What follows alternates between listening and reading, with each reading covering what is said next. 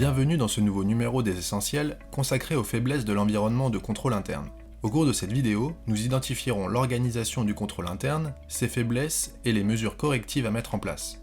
Le contrôle interne est une fonction de maîtrise des risques issue de la seconde ligne de défense. Dans les collectivités territoriales, la fonction se met en place sous l'influence de l'État. Et la question de l'environnement du contrôle interne, dans ce contexte, est encore beaucoup plus présente, puisque là, on parle pas seulement de procédures, de procédures de contrôle, qui sont très nombreuses dans nos collectivités, mais plus de l'appropriation de ces démarches de contrôle interne par l'organisation elle-même.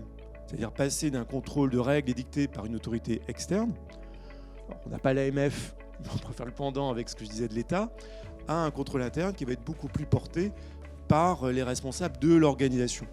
Les cadres de référence de l'AMF et du COSO sont deux outils permettant d'évaluer les risques de l'environnement de contrôle interne. Le premier étant plus insistant sur le reporting financier. Donc beaucoup de points de convergence. La seule grande différence que j'y vois, c'est encore une fois pour l'AMF, le fait qu'il soit beaucoup plus insistant sur le rôle des acteurs en particulier et sont peut-être un peu plus concrets également dans la grille d'évaluation.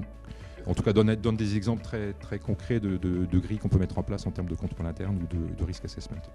L'évaluation du processus de contrôle interne doit permettre de mettre en place des actions correctives visant à réduire les risques afin d'atteindre les objectifs de l'organisation. Un point aussi important que je voudrais souligner, c'est que l'évaluation n'est pas un but en soi. Déjà, le contrôle interne, c'est pas un but en soi, c'est un processus qui permet d'atteindre certains objectifs. Donc le but, c'est l'objectif de la société, de l'organisation. Mais l'évaluation du contrôle interne, l'objectif, c'est de pousser à une action. Donc il faut que l'évaluation elle fournisse une information pertinente. Il ne s'agit pas de tout évaluer, mais d'évaluer ce qui est important, de façon à permettre une action efficace. Ça me paraît le point le plus important. Si vous devez retenir une chose, c'est ça. Les faiblesses de l'environnement de contrôle interne doivent être identifiées et surtout tracées et remontées aux différentes parties prenantes. On demande, nous c'est un point très important, la capacité de l'organisation à identifier par elle-même ses problèmes, donc la première et la deuxième ligne, en tout cas la première ligne déjà, à le remonter. Donc là, c'est deux standards, mais il y en a d'autres.